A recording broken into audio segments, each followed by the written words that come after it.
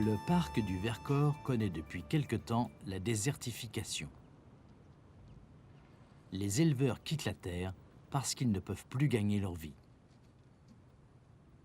Il y a donc moins de vaches, il y a moins de pâturage et un certain nombre d'espaces agricoles sont laissés en friche. Les arbustes y poussent vite et la forêt commence à reprendre du terrain. Pourtant, les visiteurs, eux, veulent voir un paysage traditionnel de pâturage. Notre problème aujourd'hui, c'est de maintenir une activité agricole suffisante et notamment une pression de l'élevage et donc une présence d'animaux suffisant pour que le pâturage reste effectivement en l'état de pâture et ne soit pas gagné par la friche qui gagne très vite avec les problèmes que l'on a sur le massif. Le parc incite les éleveurs à se diversifier pour obtenir un salaire décent. Serge Bonnet, par exemple, a 2 gîtes ruraux qui représentent à peu près un tiers de ses revenus. Cette diversification prend souvent la forme du tourisme à la ferme, mais il n'est pas donné à tous les éleveurs de la pratiquer. Serge Mayous, par exemple. Je ne pratique pas pour la bonne et simple raison, c'est que je suis seul sur l'exploitation. Donc ceux qui peuvent se permettre ça, c'est en principe des gens qui ont quelqu'un à côté d'eux pour assurer le travail quand ils ne sont pas là. Donc moi, je ne peux pas me le permettre, quoi. Bien sûr, tous les touristes ne viennent pas dans le parc pour les mêmes raisons. Il y en a qui recherchent les activités sportives, il y en a d'autres qui recherchent le calme.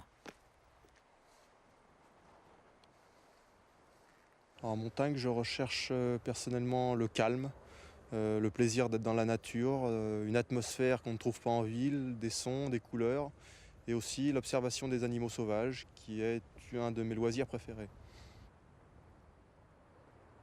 Le tourisme rapporte sans aucun doute de l'argent à la région, mais il a aussi ses exigences. Est-ce que l'heure est arrivée où les éleveurs doivent également être des paysagistes de la nature et entretenir l'espace agricole pour le plaisir des touristes? Bien sûr, puisque bon, on commence à voir apparaître des friches à cause de la désertification et je crois qu'il n'y aura pas de tourisme, il n'y aura pas d'activité dans le plateau s'il n'y a pas une certaine densité d'agriculteurs. Ah, bien. Serge Bonnet accepte volontiers ce nouveau rôle. Bien vite. Serge Mayous, lui, pense qu'un éleveur est bien trop occupé par son propre métier pour se permettre d'être aussi paysagiste. Il faudrait être franc avec ce problème-là, quoi. Si on veut des espaces verts entretenus comme il se doit, comme il faut, comme c'était auparavant, parce qu'auparavant c'était comme ça, il faut qu'il y ait des gens qui fassent que ça, quoi. Mais on ne peut pas faire les deux, faire de l'élevage ou faire du lait comme moi et faire du jardinage, quoi.